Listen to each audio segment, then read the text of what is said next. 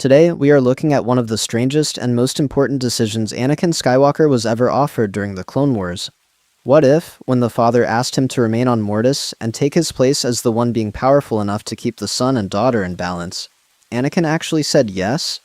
This choice sounds simple at first, but it would remove Anakin from the Clone Wars years before Revenge of the Sith, destroy Darth Sidious's preferred plan for his future apprentice, change Ahsoka's entire development, and force the Jedi to confront the meaning of the Chosen One while their war is still raging. The point of divergence comes in Overlords, before the Mortis crisis collapses into the tragedy we see in the original timeline. Anakin, Obi-Wan, and Ahsoka have been drawn into an ethereal realm that does not behave like an ordinary planet. Mortis is inhabited by three extraordinarily powerful Force wielders: the daughter, aligned with the light, the son, aligned with the dark, and the father, who has spent ages holding both of them in check. The father is weakening. He believes Anakin is the Chosen One and tests him by forcing him to demonstrate that he can dominate both the son and daughter at once. Anakin succeeds. It is one of the clearest demonstrations in the entire series that his potential is not merely impressive by Jedi standards. On Mortis, he possesses the raw power necessary to restrain beings who personify opposing aspects of the Force. In canon, the father asks Anakin to remain. His logic is straightforward. He cannot hold his children forever, and if either the son or daughter escapes Mortis without a balancing power between them, the consequences could be catastrophic.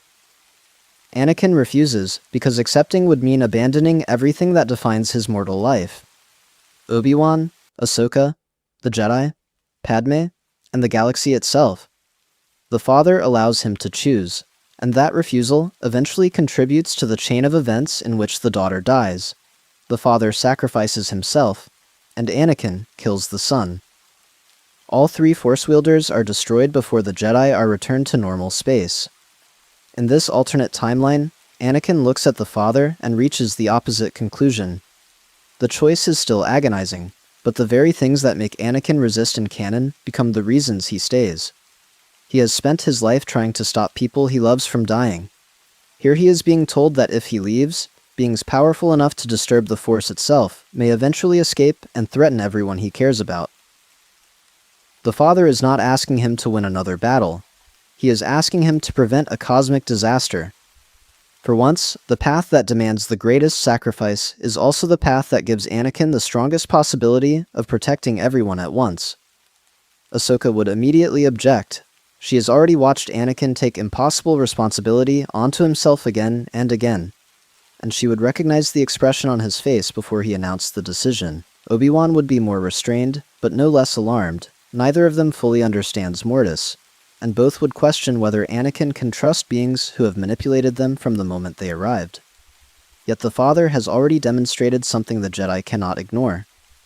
Anakin alone was able to bring both children to their knees. Obi-Wan knows the prophecy has followed Anakin since childhood. Ahsoka has never cared about prophecy in the abstract as much as she cares about her master, but even she has seen that something about this place responds to him differently. Anakin asks what remaining actually means. This is where the scenario has to stay within what Mortis establishes, rather than turning him instantly into an all-knowing god. The father's role is not portrayed as unlimited control over every event in the galaxy. He is tremendously powerful, but he is still bound to Mortis, still vulnerable to the Mortis dagger, and still unable to force his children to become what he wants. His power is primarily the ability to contain and balance them.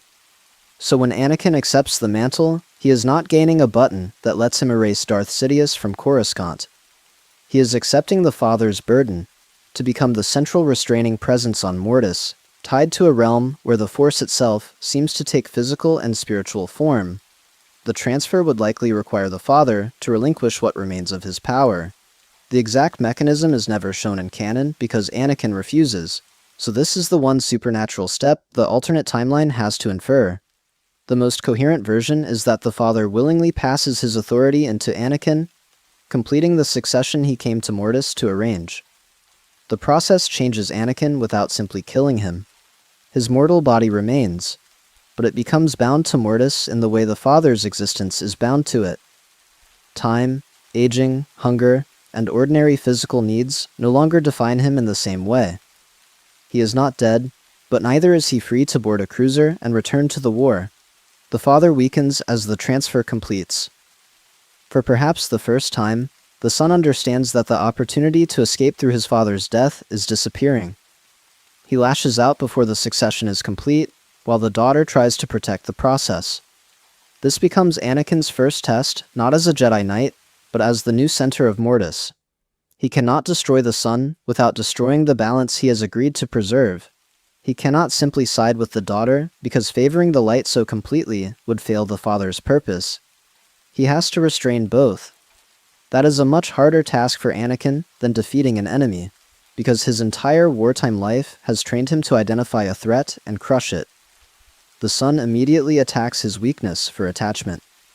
He tells Anakin that remaining means Padme will grow old without him, that Ahsoka will fight and die without him, and that Obi-Wan will return to a war he may not survive. None of these claims need to be visions to hurt. They are obvious possibilities. The son's goal is to make Anakin abandon the responsibility he just accepted, because the dark side thrives on his refusal to accept loss. The daughter, meanwhile, represents a different danger. She encourages Anakin to surrender his mortal concerns completely, to rise above the galaxy and treat personal attachment as insignificant compared with cosmic balance. If Anakin follows either extreme, he fails. That is the first transformation this alternate life forces upon him. Anakin cannot preserve balance by pretending he does not love Padme, but he also cannot preserve it by leaving Mortis every time fear tells him someone is in danger. He has to learn the lesson he resisted throughout his life. Love can remain real without possession. He may care about Padme with everything he has, but he cannot control every outcome in her life. The cruel irony is that the father's role would teach him this lesson years before Sidious can exploit his fear of Padme's death. Once the transfer is stable, the father prepares Obi-Wan and Ahsoka to leave. The goodbye between Anakin and Ahsoka would be far more painful than any ordinary reassignment. Ahsoka does not understand why the Chosen One has to become a prisoner of a place no one else knows exists. Anakin tries to explain that he is doing this precisely because he wants her to have a galaxy to return to. She accuses him of making the decision for everyone else, which is not entirely unfair. Anakin has always been willing to sacrifice himself without asking whether the people who love him want that sacrifice. Yet there is no military order for Ahsoka to disobey, and no enemy she can defeat to solve the problem. The father asked, and Anakin chose. He gives Ahsoka the kind of final instruction he would never have planned to give so early in her training. He tells her that being a Jedi cannot mean becoming him. She has spent years learning his tactics, his instincts, his confidence, and his tendency to break rules when compassion demands it. Now he tells her that she has to learn from Obi-Wan, from Plo Koon, and from her own mistakes. He asks her to take care of Rex, a request that feels strangely personal, because the clones have become part of their family during the war. Most importantly, he tells her not to spend her life trying to find Mortis and rescue him. He is not trapped. He has chosen to stay. His goodbye to Obi-Wan is quieter. Their relationship has always been full of things they do not say directly. Obi-Wan has trained Anakin since he was 9, watched him become a knight, fought beside him through the opening years of the Clone Wars, and only recently begun to relate to him less as a master and more as a brother. Now the prophecy that brought Anakin into Obi-Wan's life is taking him away. Obi-Wan tries to tell him that Qui-Gon would be proud, then stops because he cannot know that. Anakin smiles and tells him that Qui-Gon would probably tell them both to stop listening to the Council for 5 minutes and trust the living Force. There is one final subject Anakin cannot avoid: Padme. He cannot explain the marriage to Ahsoka without exposing the secret, but Obi-Wan is another matter. By this point, Obi-Wan already understands more about Anakin and Padme than either of them comfortably admits. On Mortis, with the possibility that they will never speak face-to-face again, Anakin finally says it plainly. Padme is his wife. He asks Obi-Wan to tell her that he did not leave because he loved her too little. He stayed because he believed the alternative could eventually destroy her along with everyone else. For Obi-Wan, that confession changes the burden he carries home. He is not merely returning without his former Padawan. He is returning as the only person besides Padme who knows that Anakin consciously sacrificed the life he wanted. It also reframes years of behavior Obi-Wan had chosen not to confront. He cannot tell the Council about the marriage without betraying Anakin's last request, but he also cannot pretend ignorance anymore. The secret becomes part of Obi-Wan's grief. Mortis then releases Obi-Wan and Ahsoka. As in canon, almost no measurable time may have passed in the galaxy outside. Their ship returns to ordinary space near the Republic cruiser waiting for them, but Anakin is not aboard. Rex and the crew expect an explanation that Obi-Wan cannot give over an open channel. Ahsoka stands beside him in the cockpit, staring at the empty place where Anakin should be, and understands that the first thing she must do without her master is explain why he is never coming back. The Jedi Council's reaction would be unlike anything it has faced during the war. Yoda is likely the most willing to believe their report because Mortis confirms themes he has spent his entire life contemplating: prophecy, balance, and aspects of the Force beyond ordinary perception. Mace Windu is more skeptical of the literal details but cannot dismiss two Jedi eyewitnesses, especially when they describe Anakin controlling the son and daughter simultaneously. Plo Koon's first concern is Ahsoka. She is returned from an impossible Force realm after losing her master with no body to mourn and no conventional death to understand. The Council faces an uncomfortable theological problem as well as a military one. If Anakin truly was the chosen one, then his decision to remain on Mortis might represent fulfillment of the prophecy in a form the Jedi never anticipated. They had assumed bringing balance would occur through events in the galaxy, probably through the defeat of the Sith. Instead, Anakin may have accepted a metaphysical responsibility beyond the Order. Some masters would interpret this as evidence that the prophecy was never theirs to direct. Others would worry that removing Anakin from the conflict leaves the Sith untouched. Palpatine learns only the public version at first. General Skywalker disappeared during a strange hyperspace incident and did not return. His reaction behind closed doors would be one of the rare moments when Darth Sidious experiences genuine shock. Anakin has been central to his personal ambitions for years. The Sith grand plan does not depend exclusively on turning Anakin. Palpatine has already orchestrated the Clone Wars, dominates the Republic politically, commands Dooku through the Separatists, and possesses the clone army as his hidden weapon. But Anakin is the prize Sidious has been cultivating, the apprentice whose power he believes can surpass Dooku and become the sword of his new empire. Now that prize has vanished without a body, without a betrayal Sidious can manipulate, and without any obvious location to which he can send an assassin. Palpatine would immediately pressure the Jedi for details under the guise of concern. He has known Anakin since childhood and can credibly present the disappearance as a personal loss. Obi-Wan gives him almost nothing. Ahsoka gives him even less. The Council classifies Mortis at the highest level because none of them understands what happened well enough to let politicians examine it. Sidious may suspect something more quickly than the Jedi realize. As a Sith Lord deeply immersed in the dark side, he would feel that the shape of the Force around Anakin has changed. The Son's continued existence is especially important. In canon, the Son eventually dies, and the Mortis crisis ends. Here, the embodiment of the dark side remains alive, but contained under a new father. Sidious would not necessarily know who or what the Son is, yet he might sense a distant, immense dark presence that is suddenly being constrained by a power carrying Anakin Skywalker's signature. For the first time, Palpatine has to consider that Anakin has moved into a realm beyond normal Sith manipulation. The person who suffers the most immediate personal devastation is Padme. Obi-Wan visits her privately before the Council releases any official statement. He tells her Anakin is alive, as far as he can understand the word, but will not return. That distinction makes grief harder rather than easier. There is no body, no funeral in the ordinary sense, and no final certainty that death has closed the door. Anakin exists somewhere beyond normal space by choice. Padme can be proud of the sacrifice and furious at him for making it at the same time. She asks whether he spoke about her. Obi-Wan tells her the truth.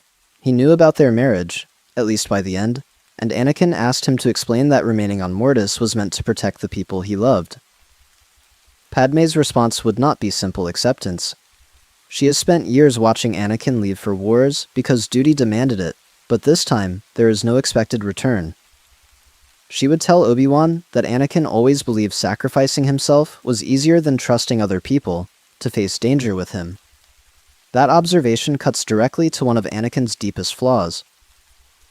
There is also a major consequence that cannot be avoided if this story is going to remain faithful to the chronology. Padme is not pregnant during the Mortis arc. Luke and Leia are conceived much later, near the final phase of the Clone Wars, and Padme reveals her pregnancy to Anakin at the beginning of the Revenge of the Sith period. If Anakin remains on Mortis during Season 3 and never returns to ordinary life, the canonical twins are never conceived. There is no hidden pregnancy for Padme to discover after his disappearance.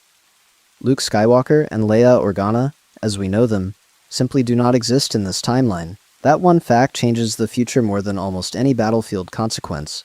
It means there is no Luke to destroy the first Death Star or redeem Darth Vader, no Leia to become a leader of the rebellion, and no Skywalker twins to inherit Anakin's connection to the Force. But it also means Padme is not carrying the secret that later intensifies Anakin's fear of losing her, because the man who would have that fear is no longer in the mortal galaxy. Padme's story becomes one of grief and politics rather than pregnancy and hiding her children. For the moment, however, none of them can see that far ahead. The Clone Wars are still in progress, the Republic still needs generals, and Ahsoka Tano has returned without hers. The first mortal consequence of Anakin becoming the new father is therefore not cosmic at all. It is administrative. The Jedi Order has to decide what happens to the Padawan of a master who is neither dead nor available to finish her training. The obvious answer would be to assign Ahsoka to Obi-Wan, but the Jedi would hesitate before doing that formally. Obi-Wan is already a master with major command responsibilities, and Ahsoka is far beyond the stage of training at which she needs a replacement parent figure. More importantly, turning Obi-Wan into a substitute Anakin risks treating her grief as an administrative vacancy.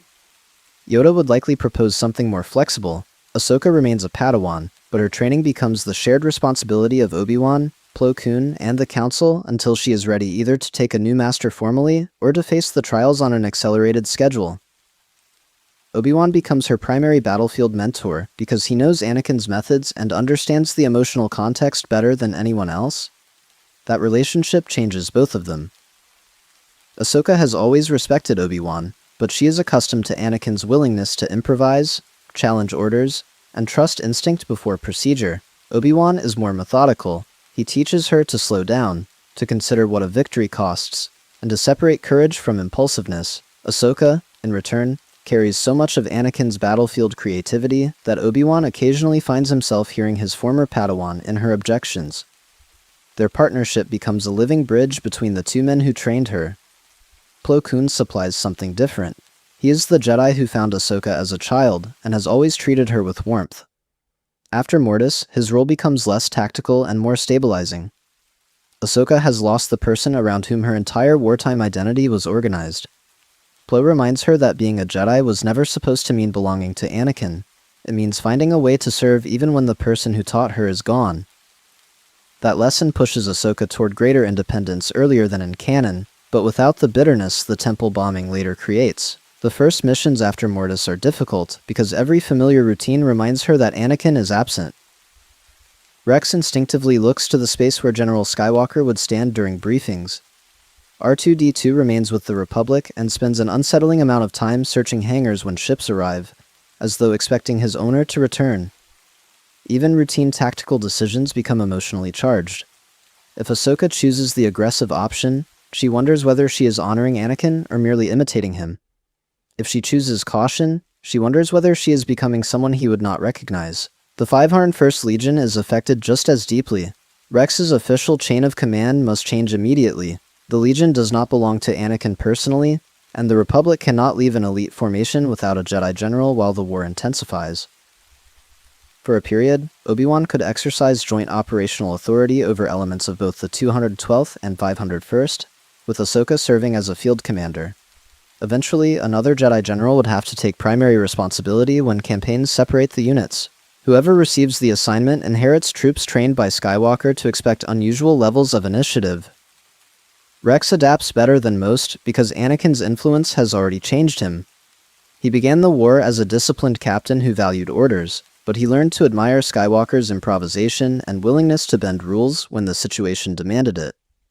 That culture does not vanish when the general disappears. Rex carries it forward. The 501st becomes, in a sense, Anakin's military legacy, a unit still willing to question a plan, exploit an opening, and treat clones as people capable of independent judgment rather than replaceable pieces. Yet the loss of Anakin's tactical genius cannot be romanticized away. He repeatedly wins battles by doing things other commanders would consider reckless until they work. His gift is not simply bravery. He sees unconventional paths through complex situations and acts before opponents can adjust. Without him, the Republic loses one of its most effective offensive commanders, while the Separatists retain Dooku, Grievous, Trench, and the enormous industrial depth of the droid armies.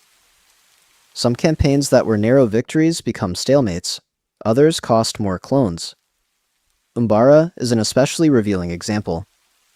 In canon, Anakin leads the initial Republic assault, but is recalled to Coruscant, leaving General Pong Krell in command of the 501st.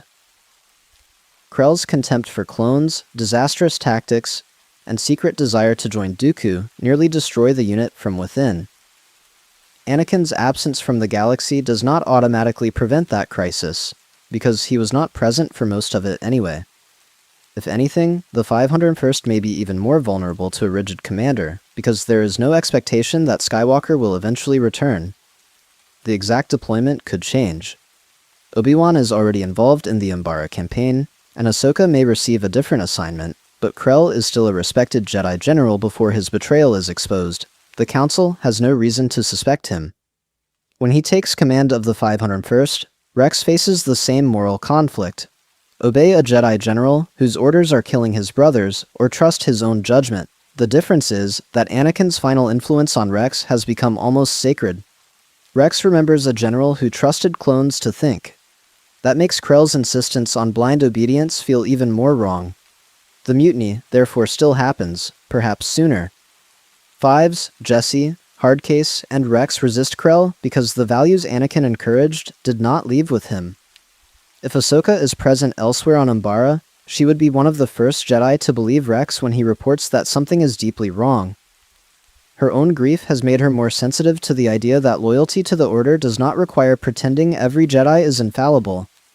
Krell is exposed, and the 501st survives, but the event accelerates Ahsoka's maturation. She sees that Anakin's greatest contribution to his men was not winning battles. It was teaching them that their judgment mattered. Back on Mortis, Anakin experiences these events differently from an ordinary observer. He cannot watch the war through a perfect cosmic surveillance system. Nothing in canon suggests the Father sees every conversation in the galaxy. Mortis instead seems connected to possibilities, memories, visions, and currents in the Force. Anakin begins sensing moments of extreme significance rather than receiving a continuous feed. He feels Rex's anguish on Umbara as a disturbance associated with loyalty and betrayal. He senses Ahsoka in danger without knowing whether the danger comes from blaster fire, a corrupt general, or her own fear. His instinct is to intervene. The Son encourages it. Every time Anakin feels someone he loves suffering, the Son tells him that the Father's restrictions are self-imposed, that a being with his power should tear open the boundary and go save them. This is precisely how the dark side tries to corrupt his new role. The temptation is no longer to become a Sith apprentice, it is to misuse cosmic authority for personal control. If Anakin leaves Mortis whenever attachment hurts, he eventually allows the Son to exploit the opening or escape with him.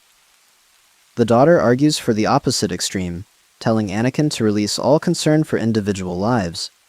She speaks of the galaxy as a vast pattern in which one soldier, one senator, or one Padawan cannot matter more than balance. Anakin rejects that too. His solution is imperfect, but important. He learns to witness suffering without automatically converting love into ownership. When he senses Ahsoka in pain, he can offer presence through the Force, rather than physically changing the outcome. Sometimes Ahsoka experiences a fleeting sense of warmth or hears a familiar phrase during meditation. She cannot prove it is Anakin. The possibility is enough. These contacts initially frighten the Council, Ahsoka reports dreams in which Anakin stands beneath the strange sky of Mortis, and Yoda worries that grief is producing visions rather than messages. Obi-Wan has his own experiences, quieter and less frequent. During meditation, he occasionally feels Anakin's familiar presence, accompanied by something vast behind it, as though the man he knew is still there, but now occupies a much larger silence. Neither Jedi treats the contact as a source of military intelligence because it is too uncertain. Yoda advises them to listen without demanding answers. Padme receives no such easy reassurance. Her connection to Anakin is emotional rather than trained through the Force, and the separation is brutal. For weeks she throws herself into Senate work. She continues opposing measures that surrender more authority to Palpatine, pushes for negotiations where possible, and hides the depth of her grief because publicly admitting why Skywalker's disappearance devastated her would expose their marriage. The galaxy mourns a hero. Padme must mourn a husband in private. Obi-Wan becomes the one person with whom she can speak honestly. Their conversations are awkward at first because both are carrying different versions of the same loss. Padme resents the Jedi for building a life in which Anakin believed his marriage had to remain hidden. Obi-Wan resents the implication that the Order alone created every secret Anakin chose to keep. Yet neither can afford easy blame. Anakin is not dead because the Council sent him to a battlefield. He chose Mortis. The tragedy belongs to the prophecy, to Anakin's character, and to circumstances none of them understood. Padme eventually considers revealing the marriage. Doing so after Anakin's disappearance would create scandal without giving him any freedom in return. It could damage her Senate work and transform every discussion of his sacrifice into gossip about whether the famous Jedi General violated the code. She decides against it for the time being. Bail Organa and perhaps a tiny circle of trusted allies notice that something has changed, but Padme keeps the details private. Palpatine watches her carefully. He knows Anakin's attachment to Padme even if he does not publicly expose the marriage, and he understands that grief creates openings. He begins offering Padme support under the guise of an old family friend from Naboo. This is not because he plans to turn her into a Sith. It is because Anakin's disappearance has left behind relationships that may reveal where he went or whether he can be reached. Palpatine wants information. Padme gives him none because she does not possess it. Sidious also begins testing the Force. He meditates, searches ancient Sith archives, and considers whether the strange absence of Anakin is connected to legends of Force nexuses beyond ordinary space. Mortis is obscure even among Jedi, and the Sith do not have a convenient hyperspace route to it. The realm appeared to Anakin, Obi-Wan, and Ahsoka under extraordinary circumstances. Palpatine cannot simply order Dooku to navigate there. That inability infuriates him because his greatest strength is control through systems, and Mortis exists outside every system he dominates. With Anakin gone, Sidious's apprentice strategy changes immediately. Count Dooku becomes more valuable. In canon, Dooku is ultimately disposable. Palpatine engineers his death aboard the Invisible Hand and encourages Anakin to execute him, clearing the place for a younger apprentice. Here there is no obvious replacement waiting. Dooku is aging, but he remains extraordinarily powerful, politically essential to the Separatist movement, and completely integrated into the war plan. Palpatine cannot discard him merely because the original timetable said he would. Dooku senses the shift in his master's behavior. Sidious is less dismissive, more demanding, and strangely interested in any intelligence concerning Skywalker's disappearance. Dooku has long known Palpatine sees Anakin as unusually important, and he is perceptive enough to infer that a succession plan has been interrupted. That knowledge gives him both relief and suspicion. If Skywalker is gone, perhaps Dooku's position is safer, but a Sith apprentice who believes he is suddenly safe has misunderstood the Sith. Sidious quietly examines alternatives. Savage Opress is powerful but crude and, more importantly, tied to Mother Talzin and eventually Maul. Ventress has already proven disloyal to Dooku and is unlikely to submit again. General Grievous is a weapon, not a Sith candidate. There are dark side adepts across the galaxy, but none combines Anakin's power, fame, emotional vulnerabilities, and proximity to the Republic's center. Palpatine can still create an empire without Darth Vader. What he loses is the ideal enforcer he spent years manufacturing. Maul's return therefore becomes more interesting to Sidious. In canon, Palpatine travels personally to Mandalore because Maul has become a rival Sith power and threatens the structure of the plan. He kills Savage and captures Maul while making clear that there can only be two Sith. In this timeline, Maul may appear not only as a threat, but as a possible emergency resource. Sidious would never trust him, and Maul hates him, but the disappearance of Anakin changes the value of every powerful dark side user.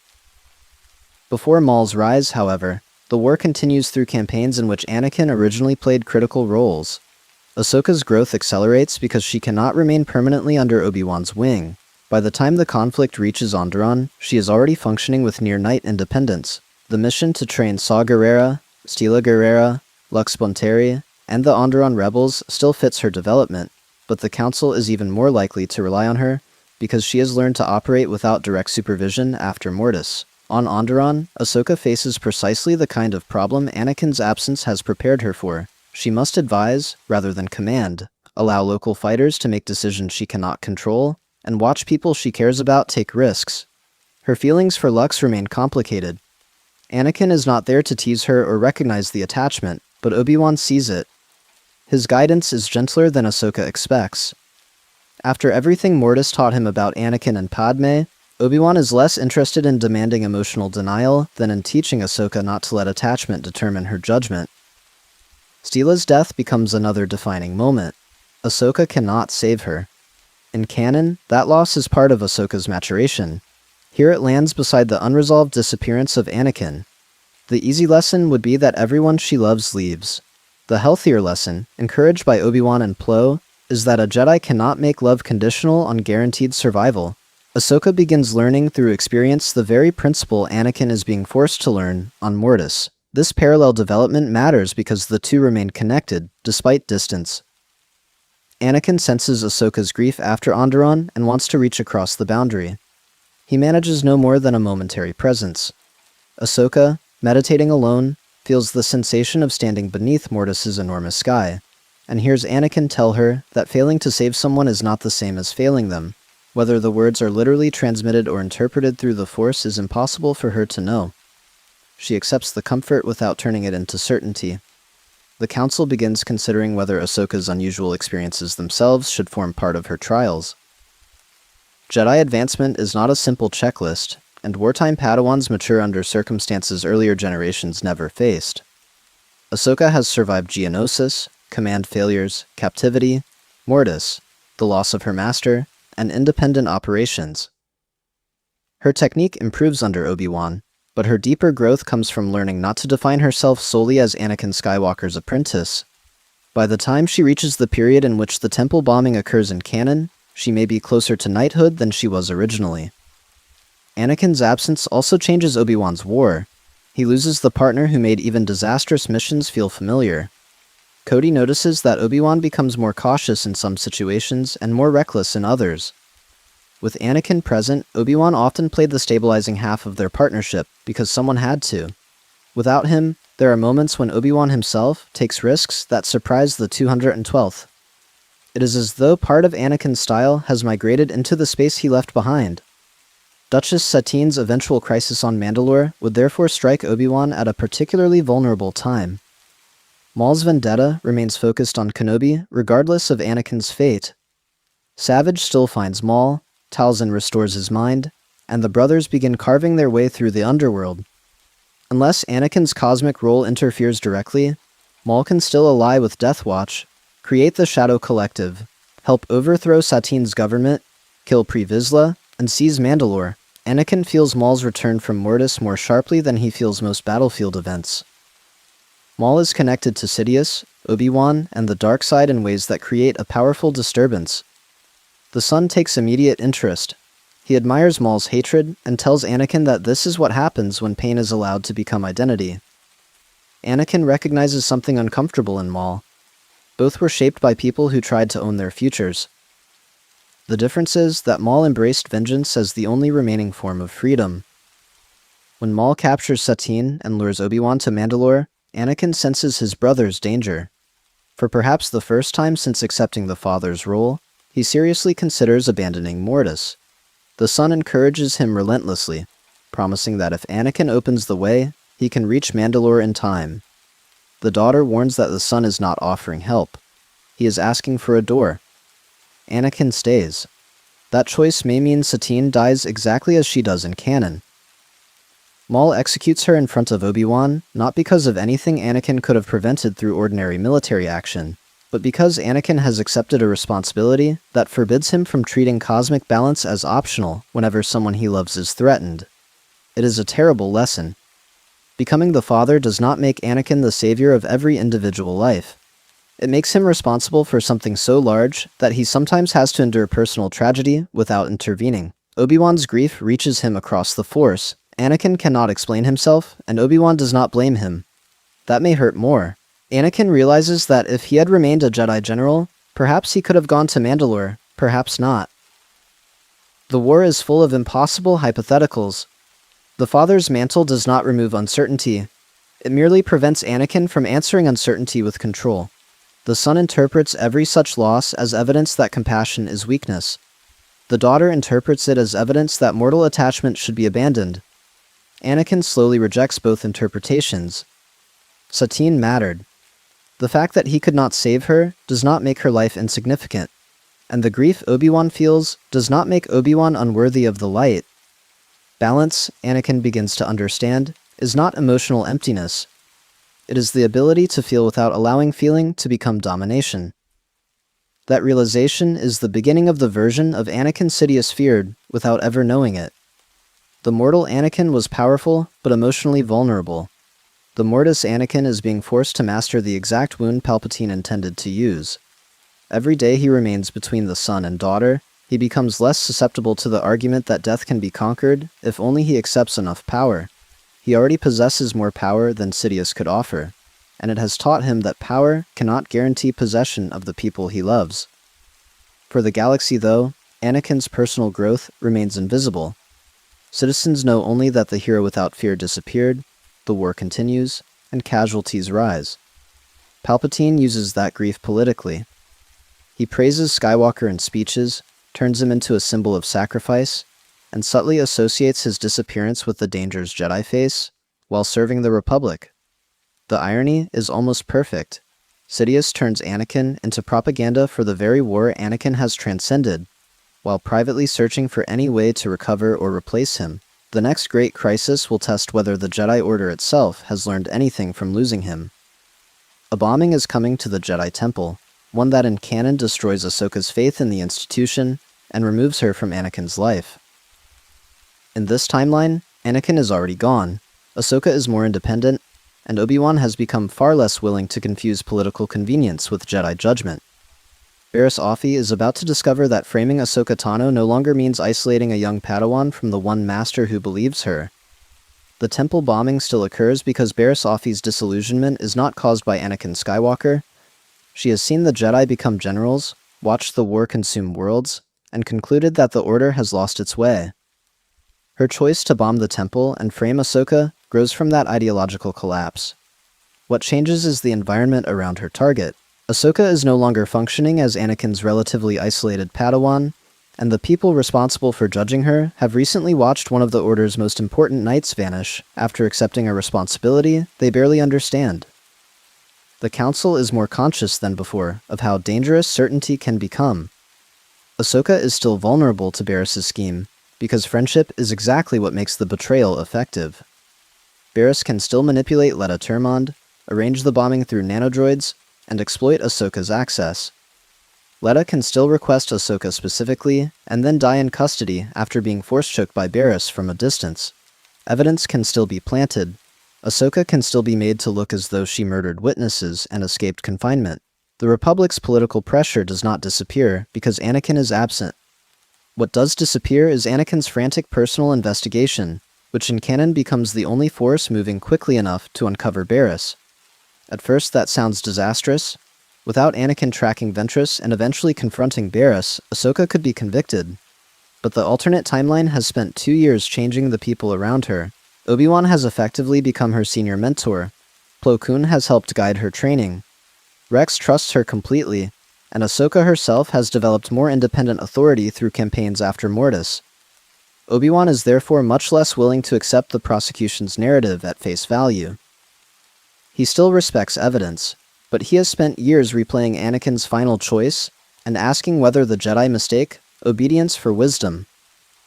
When Tarkin demands that Ahsoka be expelled so the Republic military can try her, Obi-Wan argues that surrendering her before the Order has exhausted its own investigation would repeat the very kind of institutional failure Anakin feared. Plo Koon supports him. Yoda is troubled by the darkness surrounding the case and refuses to pretend uncertainty is certainty, simply because the Senate wants a quick resolution. Mace Windu remains under enormous pressure. The bombing killed Jedi and Republic personnel inside the temple.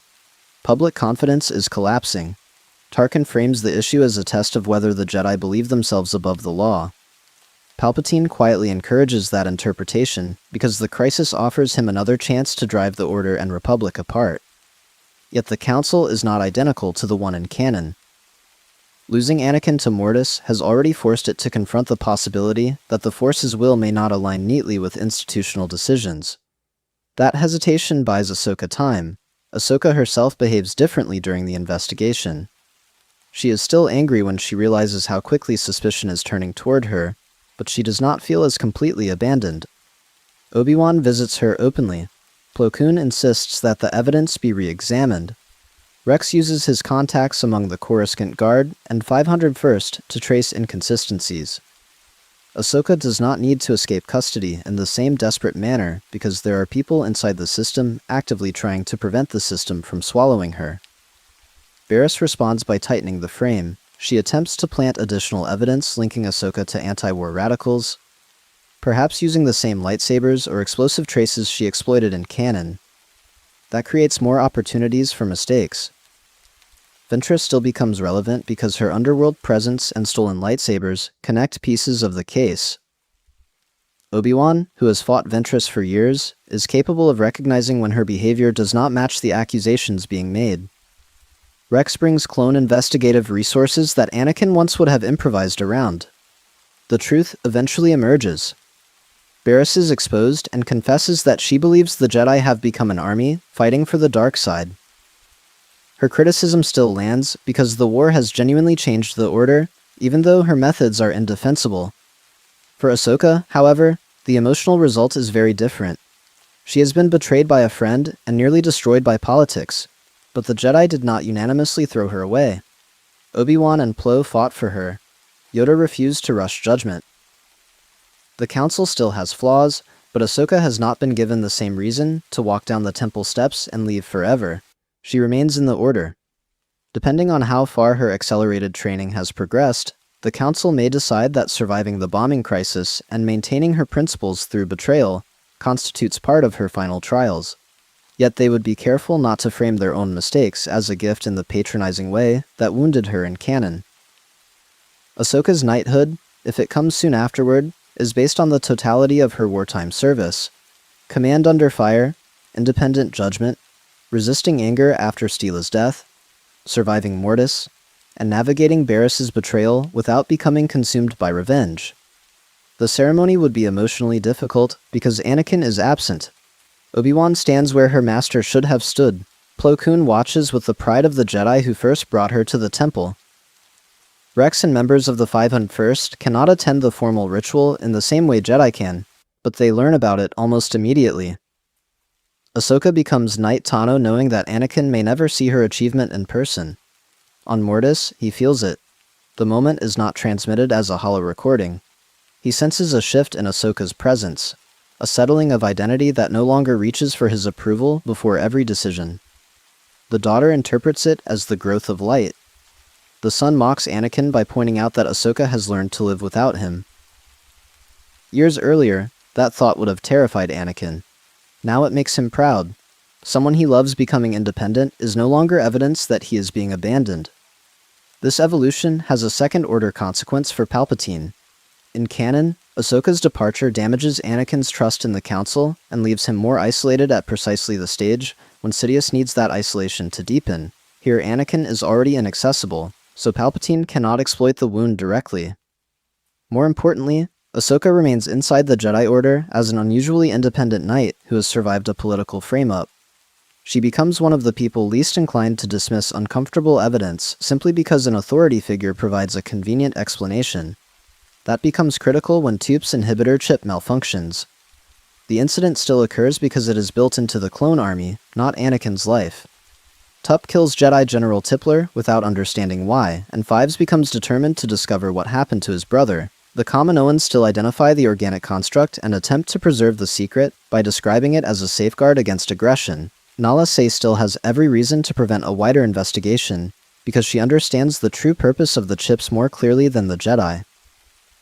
Ahsoka's continued position changes who Fives can trust. Rex remains his captain and close friend, but the 501st no longer has General Skywalker. Knight Tano, however, is still closely tied to the Legion. Rex knows she respects clones as individuals. He also remembers what happened when institutions rushed to explain away suspicious evidence during her bombing case.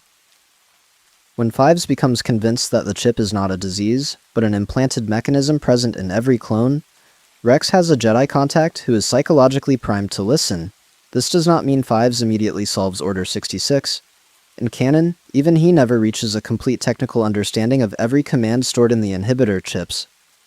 He learns enough to realize they are deliberate, that Tup's malfunction triggered behavior against a Jedi, and that powerful people are trying to suppress the truth. The Kaminoans and Palpatine manipulate his treatment, drug him, and make him appear unstable. The conspiracy succeeds because his warning reaches Anakin and Rex only when he is desperate, hunted, and seconds from being killed by Fox. Here, Ahsoka can intervene earlier. Rex sends her a secure message from Kamino after Fives reports that his chip has been removed and that every clone carries the same organic construct. Ahsoka does not accuse Palpatine or Nala Se immediately. She requests an independent Jedi medical review. Because she is now a knight rather than a Padawan, that request has institutional weight. Plo Koon and Obi-Wan support it. The Council dispatches a healer or medical specialist not controlled by Kamino to examine the evidence. Palpatine learns that the inquiry is expanding and reacts faster. He still has authority over the military, and he can still insist that Fives be transferred to Coruscant. But arranging a private meeting in which Fives can be drugged and discredited becomes more dangerous if a Jedi Knight has already filed concerns in official council records. Fives may still be manipulated into panicking, but when he tells Rex and Ahsoka that the Chancellor is involved, they do not have to decide whether to believe a lone fugitive from nothing. They already know someone attempted to prevent independent examination of the chip. Fox might still be ordered to apprehend Fives. A confrontation may still end with blaster fire. But even if Fives dies, the information does not die with him. Ahsoka has copies of medical scans. Rex knows the chip exists. The Council knows Tup killed a Jedi during a neurological event associated with that implant. Fives becomes a martyr to an investigation rather than a dismissed soldier whose final warning survives only in Rex's memory. On Mortis, Anakin feels Fives' death as a concentrated burst of fear, loyalty, and betrayal. The clone is one of the soldiers Anakin knew personally, and the disturbance reaches through his connection to Rex and Ahsoka. This is the kind of moment when the new father's role begins to produce information the mortal Jedi cannot obtain through normal investigation. The Son reacts with satisfaction. Something dark has moved through the machinery of the Republic, and the Son recognizes its nature, even if he does not care about the political details. Anakin presses him for answers. The Son tells him that the army built to protect the Jedi contains the means of their destruction. It could be a taunt, a metaphor, or genuine insight.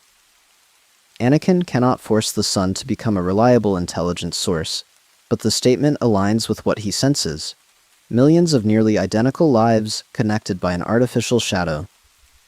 He reaches for Yoda through the Force. Yoda's later Season 6 journey proves that he is capable of profound contact with aspects of the Force beyond ordinary Jedi experience.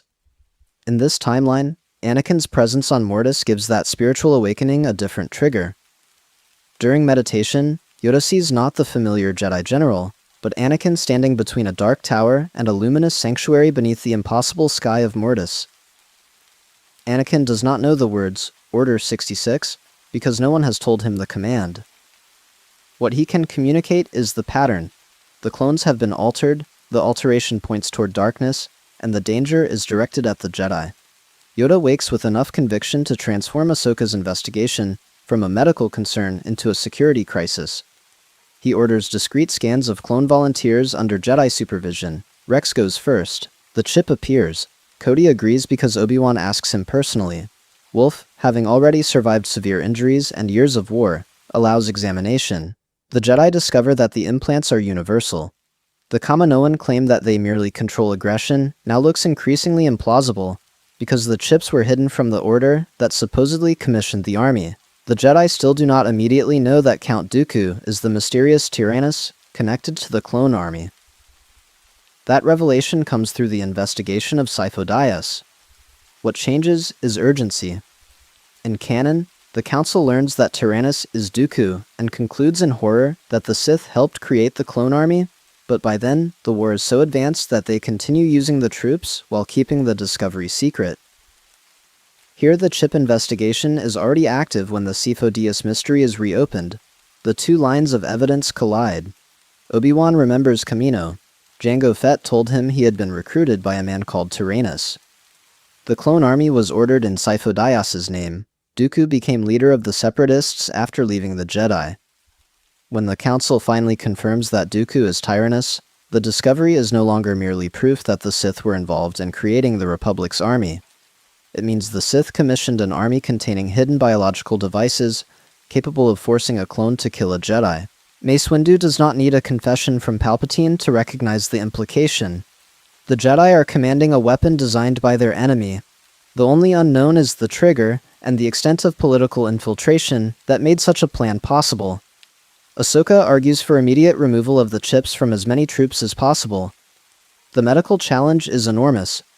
Millions of clones are deployed across thousands of systems, and openly grounding the Grand Army for surgery would effectively announce to the Separatists that the Republic has discovered something catastrophic. Rex proposes a compromise. Start with commanders and units closest to Jedi leadership. Removal can be disguised as neurological screening introduced after Tup's death. Kix, the 501st medic, becomes invaluable. Independent Republic doctors can be brought in quietly.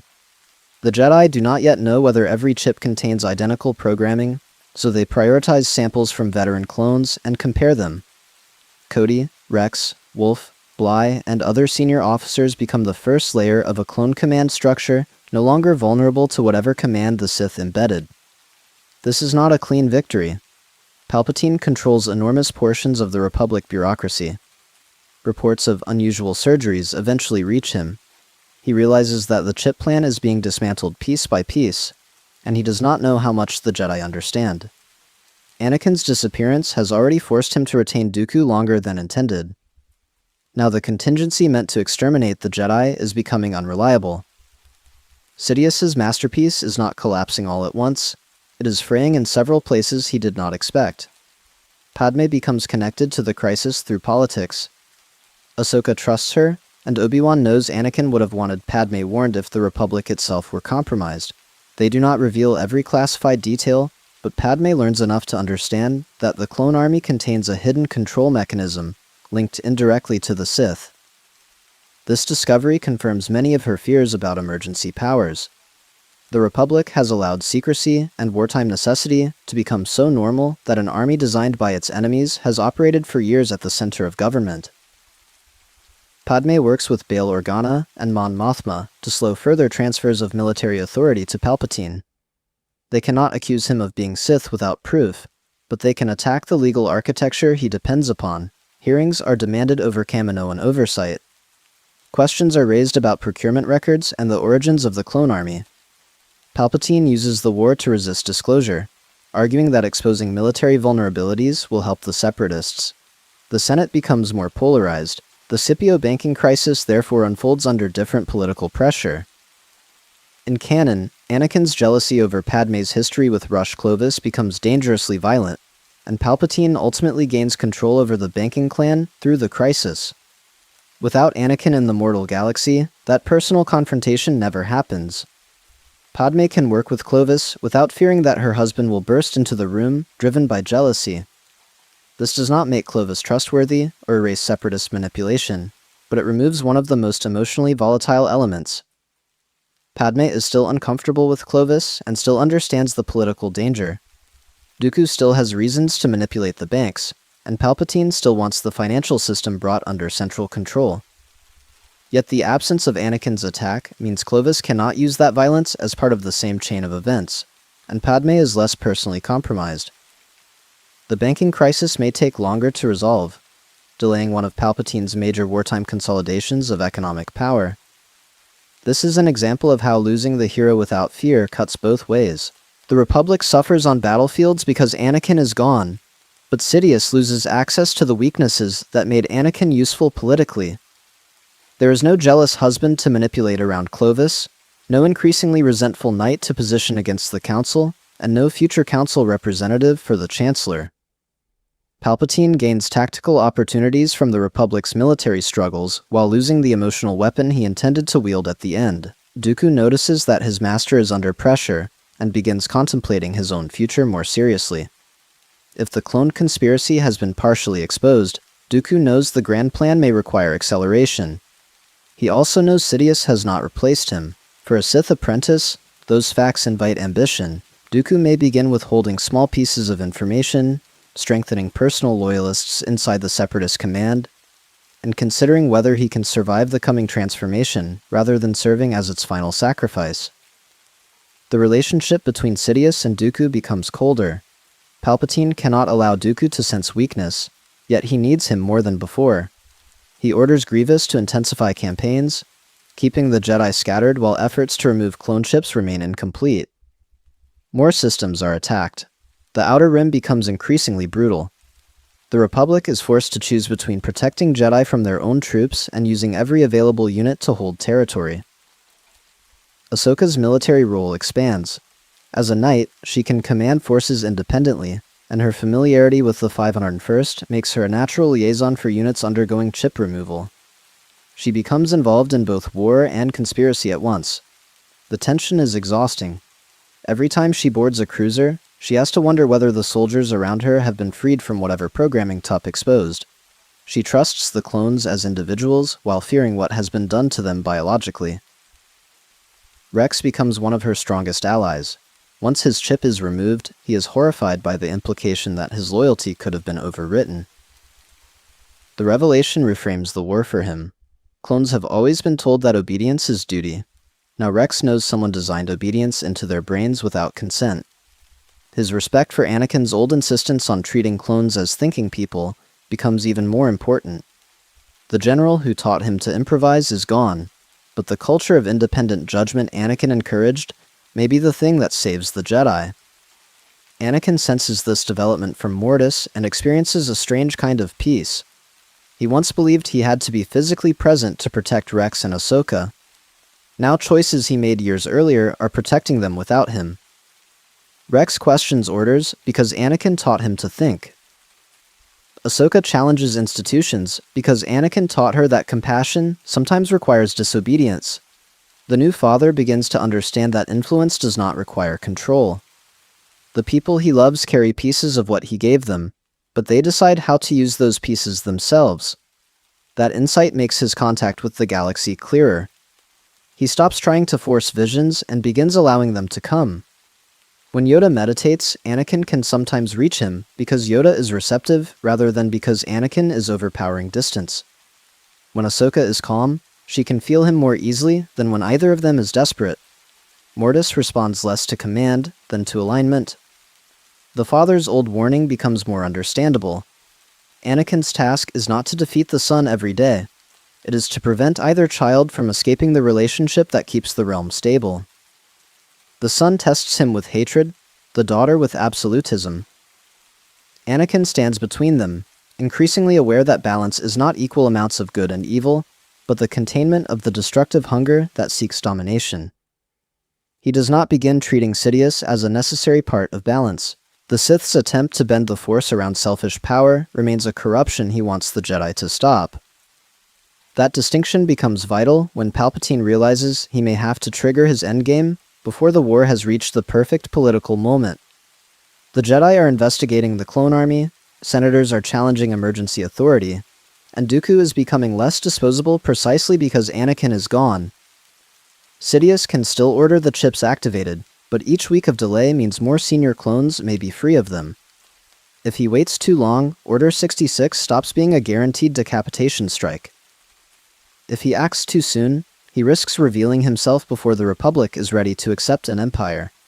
The Clone Wars are approaching their final phase, but this is no longer the carefully timed conclusion Palpatine designed. It is becoming a race between a Sith Lord, trying to preserve control in the mortal galaxy, and the Chosen One influencing events from a realm Sidious cannot reach. Anakin has not defeated him. He has done something more disruptive. By accepting the Father's place, he has removed himself from Palpatine's board, while gaining a perspective that allows the Jedi to see pieces of the board they originally missed. The final year of the war would therefore feel familiar on the surface and profoundly different underneath. The Republic and Separatists still fight over the Outer Rim. Grievous remains the visible military terror of the Confederacy. Dooku remains its political leader and Sith commander. Palpatine remains Supreme Chancellor, still accumulating emergency authority and still presenting himself as the indispensable civilian leader of a democracy under siege. Yet the secret mechanism designed to end the conflict is no longer secure, and the man Palpatine expected to transform into Darth Vader has been absent for years. The loss of Anakin has also lengthened several campaigns.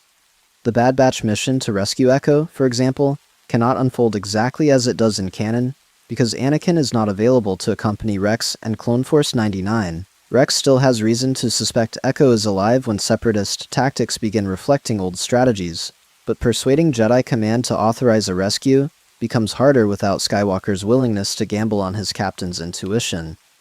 Ahsoka, who knows Rex better than almost any Jedi left, becomes the obvious person to support him. If Knight Tano joins Rex and the Bad Batch on Skako Minor, the mission changes in style, but not necessarily in outcome. She lacks Anakin's raw power, yet she has years of independent experience and a personal investment in Rex's judgment. Echo can still be recovered, the Techno-Union's exploitation exposed, and the algorithm turned against the Separatists. The important thematic change is that another part of Anakin's legacy survives through the people he trained. Ahsoka takes the risk because she learned from him that trust can sometimes be more valuable than probability. These victories cannot compensate fully for his absence. The Republic's Outer Rim advances are slower. Obi-Wan spends more time moving between fronts. Ahsoka commands detachments that would otherwise have fallen under Skywalker. Rex increasingly functions as one of the most experienced clone officers in the entire army. The war drags, which gives Palpatine political justification to demand patience, while quietly fearing that every extra month allows the Jedi to remove more inhibitor chips. The chip removal effort cannot reach every clone. That is essential. The Grand Army is simply too large, too dispersed, and too tightly integrated with systems controlled by the Chancellor. The Jedi focus on command staffs, temple security units, and formations stationed alongside major Jedi leaders. Some battalions undergo full surgery. Others receive scans but cannot be treated before redeployment.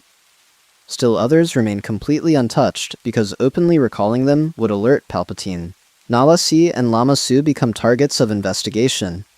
The Kaminoans defend themselves by insisting they followed specifications attached to the Army's original commission. They point toward Tyrannus while trying to conceal how much they personally understood. Once the Jedi know Tyrannus is Dooku, those statements become devastating. The Council now possesses strong evidence that the Sith shaped the clone project. What it still lacks is the final bridge connecting that project to the Chancellor. That bridge begins forming through Anakin's visions. His perception on Mortis has matured enough that certain presences in the Force become recognizable by pattern. Sidious has hidden from the Jedi, partly because the dark side clouds their sight, and the war itself creates a constant storm of fear, death, and aggression. Anakin is no longer standing inside that storm. From Mortis, he experiences it as a structure. The sun's agitation rises whenever Sidious makes a major move, as though the Sith Lord is pulling on currents that resonate with the dark side embodiment Anakin is restraining. Anakin cannot point to a Senate office on a map. He can, however, sense that the darkness surrounding the Republic's center and the darkness coordinating the Separatists are not independent. They fold toward the same will. When he reaches Yoda again, his message is clearer than before. The Sith Lord they seek is not merely influencing Coruscant. He is inside the Republic's highest circle of power. Yoda brings the vision to Mace Windu and Obi-Wan. They do not immediately accuse Palpatine. Many officials occupy the center of the Republic, and a false accusation against the Chancellor during wartime could destroy the order. But the Council begins reviewing years of decisions. Palpatine received emergency powers just as the clone army appeared. He repeatedly extended the war's political machinery. He has unusual influence over military command. He personally intervened in Five's case. The coincidences begin looking less like coincidences. Obi-Wan finds the possibility emotionally unbearable for a different reason. Palpatine was Anakin's friend and confidant from childhood. If the Chancellor is Sidious, then Anakin spent years beside the very Sith Lord the Jedi were trying to find. Obi-Wan replays conversations in which he dismissed Anakin's closeness to Palpatine as a political nuisance. He wonders whether the Council allowed the relationship because it was convenient to have a popular Jedi close to the Chancellor. The possibility becomes another example of the Order's wartime compromises, creating vulnerabilities it did not understand. Ahsoka is less hesitant. She remembers how Palpatine behaved during her trial. His public sympathy always sat beside a political system eager to move her case outside Jedi control. She cannot prove he orchestrated Barriss's actions, because he did not, but she recognizes how effectively he exploited the crisis. When Obi-Wan tells her Anakin's Mortis warning points toward the government, Palpatine immediately becomes one of her primary suspects. Sidious senses the investigation tightening and prepares a counterstroke. In canon, the Separatist attack on Coruscant serves several purposes at once. Grievous kidnaps Palpatine, Anakin and Obi-Wan mount a rescue, and Dooku dies at Anakin's hand after Sidious encourages him to execute a defeated prisoner. That death clears the Sith apprenticeship for Skywalker. Without Anakin, the same battle cannot serve the same ritual purpose. Palpatine may still order the attack because Coruscant itself remains useful. A massive separatist assault can frighten the Senate, disrupt Jedi investigations, and pull senior masters away from quiet scrutiny of the Chancellor. It can also create an opportunity to kill or discredit specific Jedi. But Dooku receives different instructions: survive. Sidious still needs his apprentice until a replacement exists or the Empire is secure. Grievous attacks Coruscant, and the capital erupts into the same kind of chaos. Palpatine allows himself to be taken because the kidnapping places him temporarily inside a situation he controls. The Jedi have to mount a rescue. Obi-Wan is an obvious choice. The second member of the team is no longer Anakin. Depending on deployments, Ahsoka is now one of the Republic's most experienced active knights, and one of the best pilots available. Sending her with Obi-Wan creates an eerie echo of the partnership Anakin once formed between them. They board the Invisible Hand and confront Dooku. The duel is fundamentally different. Dooku cannot taunt Anakin about fear, nor can Palpatine manipulate a young knight into executing a helpless Sith. Obi-Wan knows Dooku well, and Ahsoka has fought enough dark-side opponents to understand the danger. Together they can pressure him, but Dooku is one of the greatest duelists alive. Sidious does not want him dead, so the battle is engineered around escape rather than execution. Dooku wounds one of them and retreats through a prepared route, while Grievous's flagship begins failing around them. Palpatine performs the helpless Chancellor convincingly, but Ahsoka notices something strange. He never seems surprised by where threats appear. That impression is not proof, yet combined with Anakin's warnings, it matters. The rescue ends with Palpatine safely returned to Coruscant and Dooku still alive, meaning the public sees a Republic victory, while Sidious privately loses the clean succession event he designed. The Council responds by accelerating its investigation, rather than celebrating. Mace Windu assigns trusted Jedi to monitor Palpatine's office, finances, communications, and wartime orders. The constitutional problem is enormous. The Jedi are not supposed to function as a secret police force against the elected Chancellor, and Palpatine knows that if he can expose the surveillance without revealing himself, he can portray the Order as plotting a coup. The Council therefore moves cautiously, which gives Sidious time, but also prevents him from easily provoking a premature confrontation. Padme becomes crucial because she can investigate political patterns the Jedi cannot. She knows which amendments expanded Palpatine's authority, which senators brokered emergency legislation, and which committees quietly transferred oversight away from ordinary institutions. Bail Organa and Mon Mothma compare those changes with military events. They begin to see that almost every major crisis has strengthened the Chancellor, regardless of whether the Republic technically won or lost. Padmé's grief over Anakin has hardened into determination by this point. She does not become reckless, but she is less willing to tell herself that the Republic will automatically return to normal after the war. The delegation of 2,000, or an equivalent reform coalition, begins organizing earlier and with more focus. Without a pregnancy to hide, Padmé can devote herself completely to the political struggle. Palpatine has lost the version of Padmé whose personal crisis could be used indirectly against Anakin, and gained a senator with fewer private vulnerabilities he can exploit. Maul becomes the other major source of pressure. His conquest of Mandalore and leadership of the Shadow Collective still happen, unless Sidious intervenes differently. Sidious has strong reason to confront him, because Maul represents an unauthorized Sith lineage and an independent criminal power. Yet killing Savage and humiliating Maul on Mandalore is no longer merely maintenance of the rule of two. Palpatine is also evaluating whether Maul might replace some of what he lost with Anakin. The answer is ultimately no. Maul is too consumed by hatred of Sidious to become a reliable apprentice again, and Sidious knows that. He may still kill Savage and capture Maul as in canon, intending to use him against Mother Talzin or other enemies. Maul escapes later and returns to Mandalore. His understanding of Sidious's plan changes, however, because Anakin Skywalker has disappeared.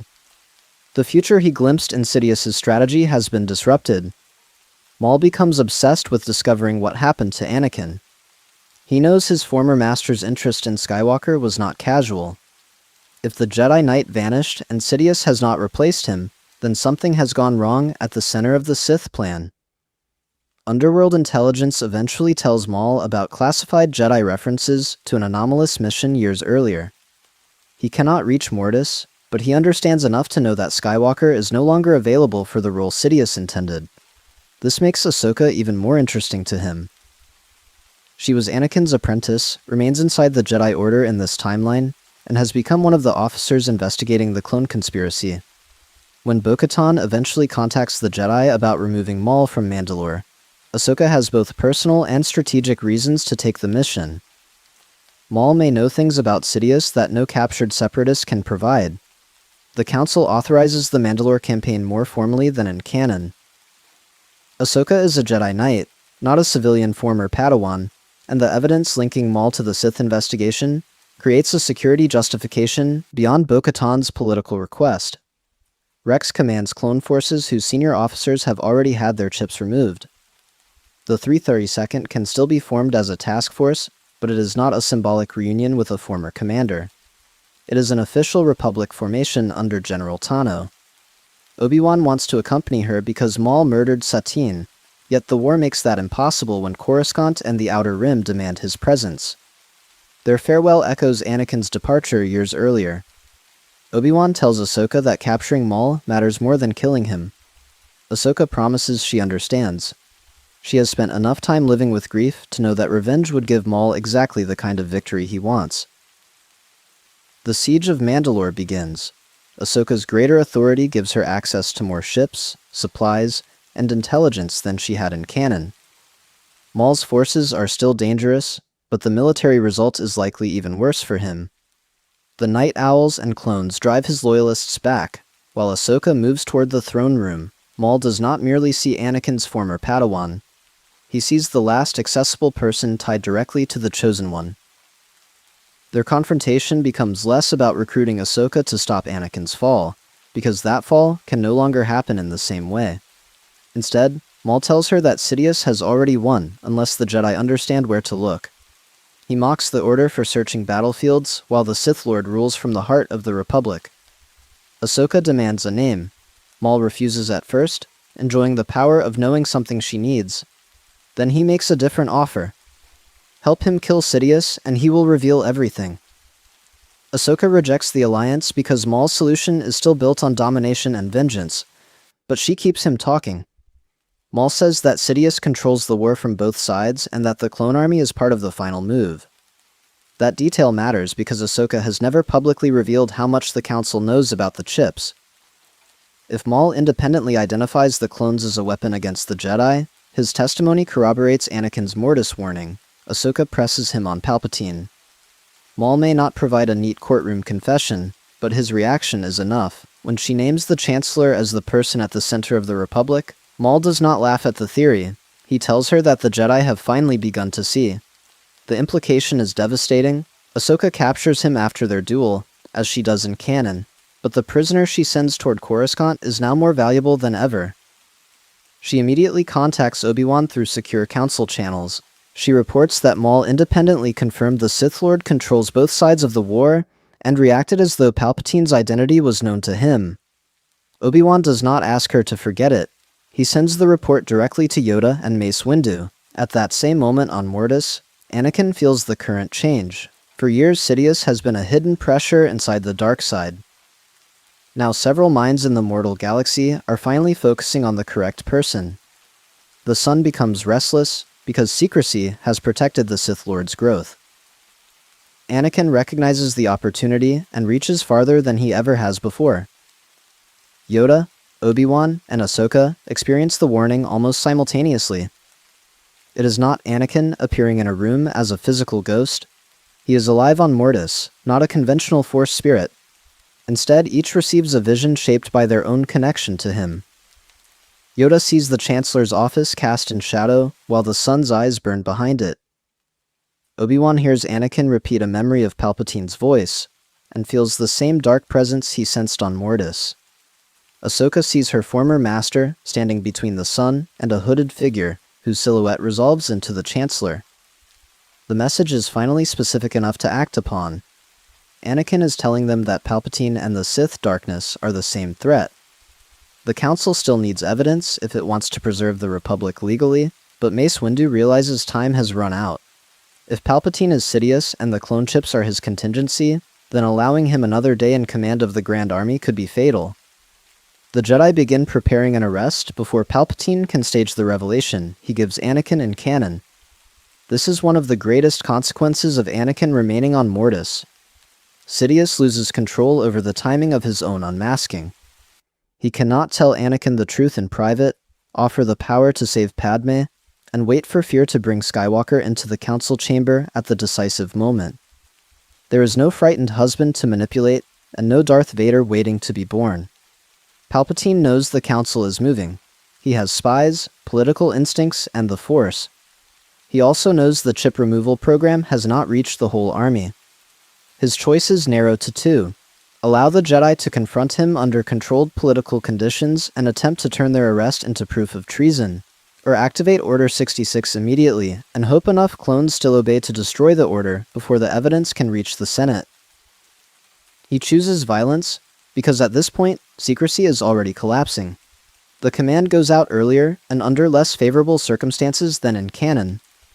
Across the galaxy, clone units receive the order to execute their Jedi generals. In thousands of helmets, the hidden chip seize control. But the response is no longer universal. Rex does not turn. Cody does not turn. Wolf and several other senior commanders remain themselves because their chips were removed. Some battalions have undergone partial treatment and fracture when the order arrives. A clone whose chip remains active fires on a Jedi, while the trooper beside him, surgically freed days earlier, tackles him to the ground. Republic cruisers become scenes of sudden civil conflict between brothers who do not understand why they are fighting one another. Other fronts are still catastrophic. The Jedi could never reach every clone. Masters serving with untreated units are ambushed just as they are in canon. Some die instantly. Others survive because a freed commander shouts a warning seconds before the first volley. The purge is bloody, but it is no longer synchronized perfection. Sidious has triggered his weapon after the Jedi have already begun disarming it. On Mandalore, the difference is dramatic. Rex remains loyal to Ahsoka. Much of the 332nd may have been prioritized for removal because it was deploying under a Jedi directly involved in the chip investigation. Troopers who still carry active implants turn on her, but Rex and the freed clones know what is happening immediately. Instead of Ahsoka being trapped aboard a cruiser surrounded by an entire Legion programmed to kill her, the tribunal becomes a battle between compromised and free clones. Maul feels Order 66 through the Force and starts laughing from containment. Sidious has finally made his move, but Maul can sense that it is not working cleanly. Ahsoka refuses to release him as a distraction, because doing so would add another uncontrolled threat. Rex orders the ship locked down while medical teams attempt emergency stun and restraint protocols for affected soldiers. Some clones die, but many can be subdued because their brothers know the chips are controlling them rather than assuming betrayal. Coruscant is where the fate of the Jedi Order is decided. Palpatine still has access to the Coruscant Guard and enormous numbers of clone troops, many of whom have not been treated. He orders them toward the Jedi Temple. In canon, Operation Nightfall succeeds so completely because Darth Vader leads the 501st inside.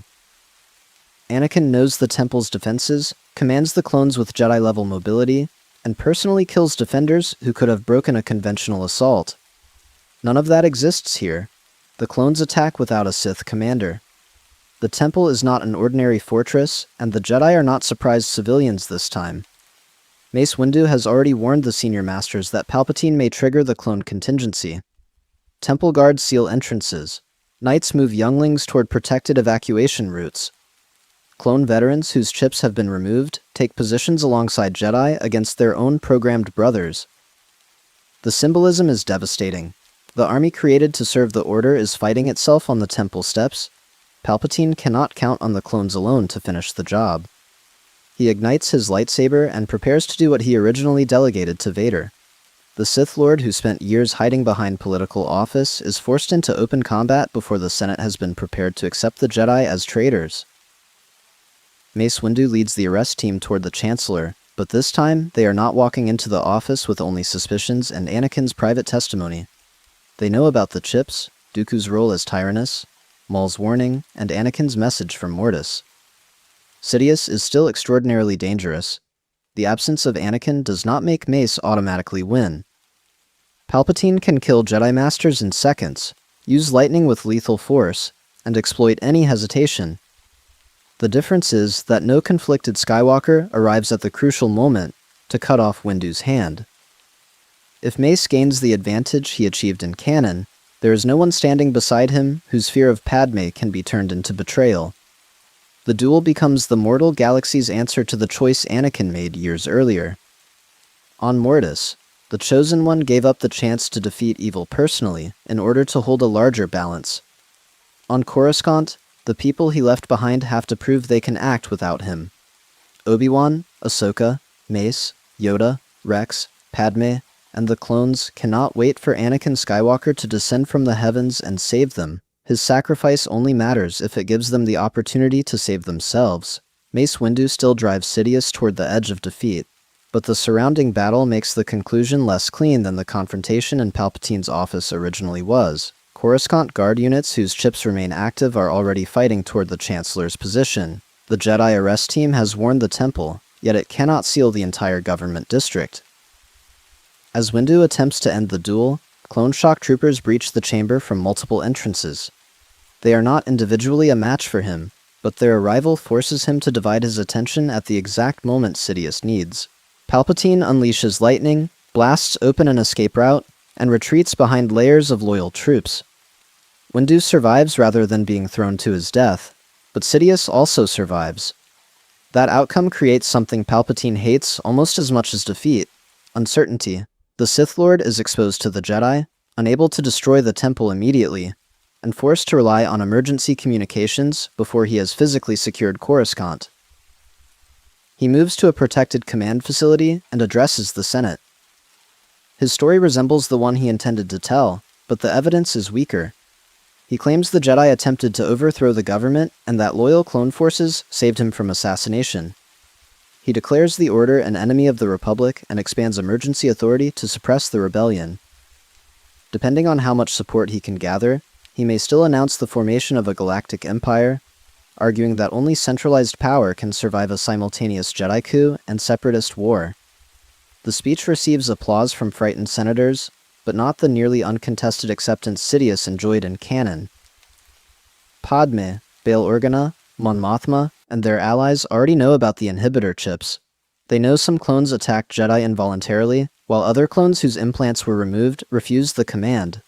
That makes Palpatine's account immediately suspect. Padme cannot stand in the chamber and reveal every classified medical record without risking the people still trying to escape, but she refuses to endorse the new regime. The Jedi Temple holds through the first assault. This does not mean it is safe.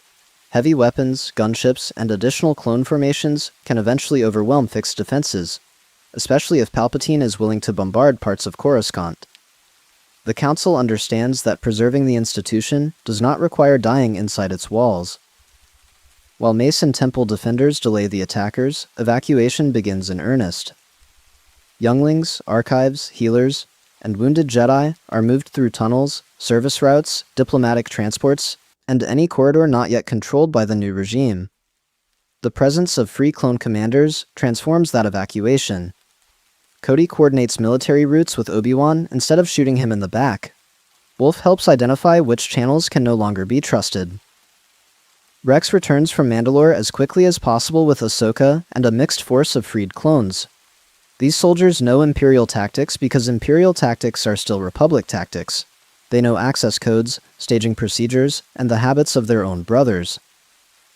For the first time, Order 66 encounters organized resistance from inside the clone army itself. This would be emotionally horrific for Rex. Every engagement pits him against men who are not choosing to serve Sidious. He knows exactly what the chips can do because one was removed from his own skull.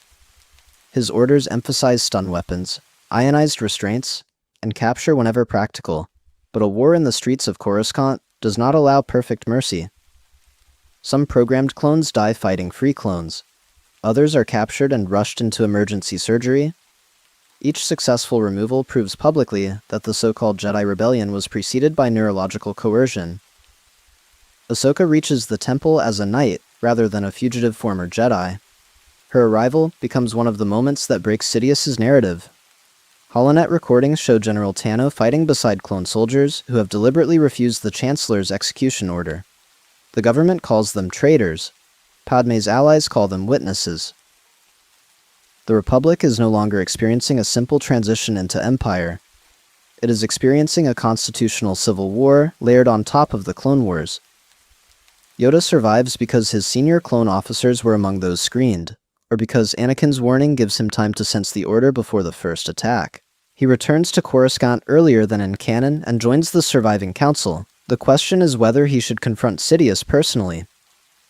In the original timeline, Yoda eventually fights the Emperor in the Senate chamber after the Jedi Order has already been shattered. Here the Order still possesses substantial strength, so the Council can plan rather than act out of desperation. They decide the priority is evidence. Killing Palpatine without proving what he did could turn him into a martyr and cement the Empire around his memory. The Jedi therefore distribute records connecting Dooku to Tyrannus, Tyrannus to the clone army, the chips to anti-Jedi behavior, and Palpatine to the suppression of Fives' investigation. None of those pieces alone proves every aspect of the Sith conspiracy, but together they make the official story much harder to maintain. Grievous also remains active because there is no clean Mustafar sequence in which Darth Vader murders the Separatist Council and Sidious shuts down the droid armies. The Clone Wars do not end on schedule.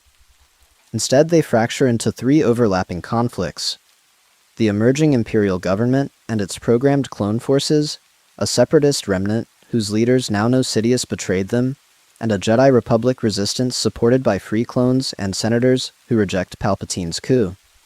This is far less stable than the Empire Palpatine wanted. He still controls Coruscant's bureaucracy, much of the Navy, enormous numbers of clone troops, and the fear produced by years of war. He can recruit human officers who value order over constitutional process. He can begin replacing unreliable clones with conscripted or enlisted soldiers. But he does not possess Darth Vader, the perfect terror weapon who could hunt Jedi while embodying Imperial power. He has to rely on himself, Dooku, if he can somehow recapture him, or lesser dark side agents. Obi-Wan remains a senior Jedi leader rather than disappearing to Tatooine, because there is no Luke to protect there. That absence of Luke is now impossible to ignore. In canon, Obi-Wan's exile has purpose because he watches over Anakin's son. Here he has no child of Anakin to guard. His duty lies with the surviving order and the effort to stop Sidious. The version of Obi-Wan who might have spent 2 decades in the desert instead becomes one of the architects of an organized Jedi resistance. Padme likewise survives the end of the Clone Wars under completely different circumstances. She is not pregnant, Anakin never force-chokes her on Mustafar, and the medical crisis surrounding the twins never occurs. Her danger is political. Palpatine knows she opposes the Empire and understands that her credibility as a former queen and respected senator can rally systems against him. She may be forced to flee Coruscant with Bail Organa and other opposition leaders. Naboo becomes a potential center of resistance, but Padme would be wary of turning her homeworld into a target.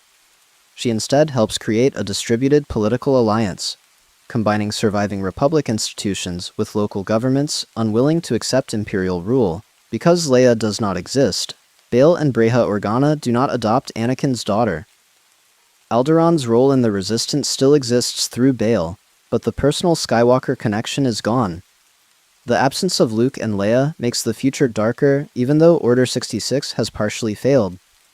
If Sidious survives long enough to build the same superweapons, the Resistance must find different heroes and different solutions. Anakin's sacrifice saves the Jedi from his own transformation into Vader, but it also prevents the birth of the 2 people who were central to destroying the Empire in canon. That is why this timeline is not simply a better version of Star Wars. Anakin choosing Mortis removes one catastrophe and creates enormous uncertainties. Padme lives, but she never becomes Luke and Leia's mother. Obi-Wan keeps his brother in a spiritual sense, but loses him physically decades earlier. Ahsoka remains closer to the Jedi, but has to carry a war without the master who shaped her. The galaxy avoids Darth Vader, yet it also loses the Skywalker twins. On Mortis, Anakin confronts the temptation to intervene directly as Sidious consolidates power. He cannot simply descend into the galaxy, because opening Mortis as a weapon risks exactly what the father feared. If Anakin tears down the boundary to intervene physically, the Son gains a route outward. A direct victory over Sidious could release a far greater dark-side catastrophe. Anakin's duty is therefore cruelly indirect. He can strengthen the balance, resist the Son's attempts to amplify galactic darkness, and communicate through the Force when connections permit. But he cannot turn Mortis into an artillery platform aimed at Coruscant. This is where the idea of divine intervention has to remain consistent with canon. Anakin may be godlike compared with ordinary Jedi, but the Father himself did not simply rewrite history, erase conflict, or destroy every Darksider in the galaxy. His task was containment. The new Father's greatest cosmic contribution is making it harder for the Son's aspect of darkness to spill beyond Mortis and resonate with Sidious's rise. That does not switch off Palpatine's Force lightning. It denies the Sith an uncontrolled metaphysical ally. Anakin can also guide individuals through visions. Yoda becomes the most important recipient because he has the patience to distinguish guidance from command. Ahsoka can sometimes hear Anakin because their bond was forged through years of training. Obi-Wan senses him through love, grief, and their shared history. Padme occasionally dreams of him, but cannot know whether those dreams are genuine contact or memory. Anakin learns not to force certainty on any of them. Palpatine eventually has to confront the fact that the prophecy has escaped him. He spent years believing that if Anakin was the chosen one, the best answer was to corrupt that power and make it serve the Sith. Instead, Anakin has become inaccessible, matured beyond the fear Sidious intended to exploit, and begun warning the Jedi from a place Palpatine cannot penetrate. The Emperor can denounce Skywalker publicly as a dead or lost Jedi, but privately, Anakin becomes the one opponent he cannot assassinate. The Son tries to exploit that rivalry. He tells Anakin that hatred of Sidious can become the bridge that finally makes them allies. Anakin knows the temptation because he wants to find justice through destroying enemies. He refuses. His task is not to hate Palpatine more effectively than Palpatine hates the Jedi. It is to deny hatred the authority to determine what he becomes. That refusal changes the Son's relationship with him over decades. The Son does not become good, but he loses the certainty that Anakin can be provoked through the same wounds forever. The daughter also changes because Anakin continually insists that compassion for mortal lives matters. The balance among the three becomes more stable than it was under the aging father, not because conflict disappears, but because Anakin understands both children from experience. He has carried rage powerful enough to frighten Jedi, and he has carried love powerful enough to make sacrifice possible. Neither side is abstract to him. The original father chose Anakin because raw strength allowed him to control both children. What makes Anakin worthy of remaining is eventually something else. He learns why strength alone was never sufficient. The father's tragedy came partly from trying to contain a family whose opposing natures could not be solved by authority. Anakin begins as another powerful guardian and slowly becomes a mediator capable of recognizing how easily protection can turn into possession. If Palpatine is ultimately defeated, it likely happens through accumulation rather than one predestined duel. Mace and Yoda can confront him again with better support. Ahsoka can help expose his agents. Free clones can deny him military control. Senators can strip away legitimacy. The Separatist revelation can destroy his claim that the war was an external emergency he merely inherited. Anakin's warnings can prevent surprise. Sidious remains one of the most dangerous beings alive, but the entire galaxy is no longer arranged to give him one perfect night of victory.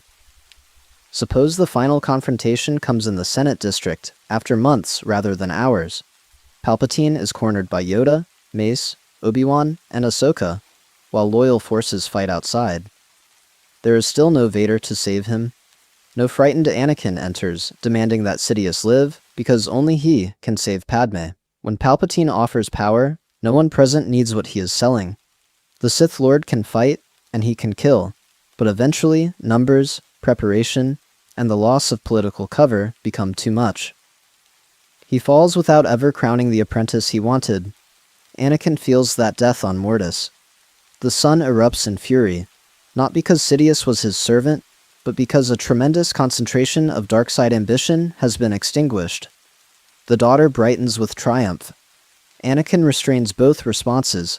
Sidious's defeat is good because tyranny has been stopped, but it does not mean darkness has ceased to exist, or that the light should become complacent. The Force is not permanently solved by killing one Sith. This is perhaps the deepest way Anakin fulfills the Chosen One prophecy in this timeline. Instead of destroying Sidious as Darth Vader decades later and dying in the process, he prevents the cosmic embodiments on Mortis from tearing balance apart, while enabling the Jedi to expose the Sith before they can complete their purge. He fulfills his destiny through renunciation rather than redemption. There is no fall first because the environment that produces the fall is removed. The price remains enormous. Anakin never returns to Padme. She may live a long life and eventually choose whether to reveal their marriage, but the future they imagined on Naboo never exists. There is no Luke sitting beneath twin suns, dreaming of adventure, and no Leia growing up in Alderaan's royal household. The galaxy has to save itself without them. The Skywalker legacy is not a bloodline in this reality. It is a network of people changed by Anakin before he left.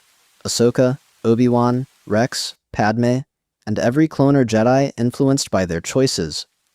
So if Anakin had accepted the Father's place on Mortis, the Clone Wars would become harder in the short term, and far less predictable at the end.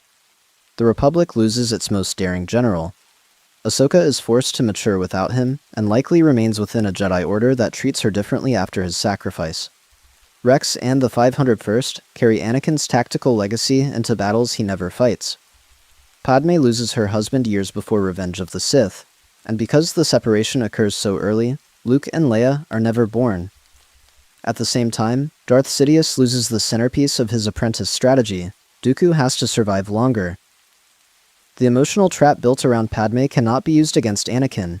The clone conspiracy is more likely to be exposed through Ahsoka, Rex, Fives, and Anakin's indirect warnings.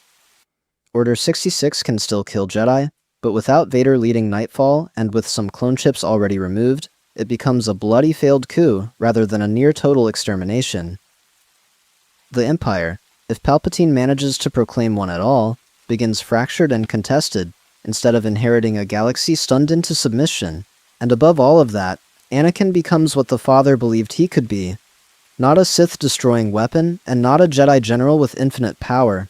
but the being responsible for preventing the light and dark forces of Mortis from escaping their balance. His greatest victory is not crushing the sun, commanding the daughter, or reaching across the Force to warn Yoda. It is learning that protecting people does not mean owning their futures. That makes this one of the rare alternate timelines in which Anakin saves the galaxy by giving up the thing he wanted most. He does not get a home with Padme, a life after the war, or children who carry his name. He does not receive statues or hear crowds celebrate the Chosen One.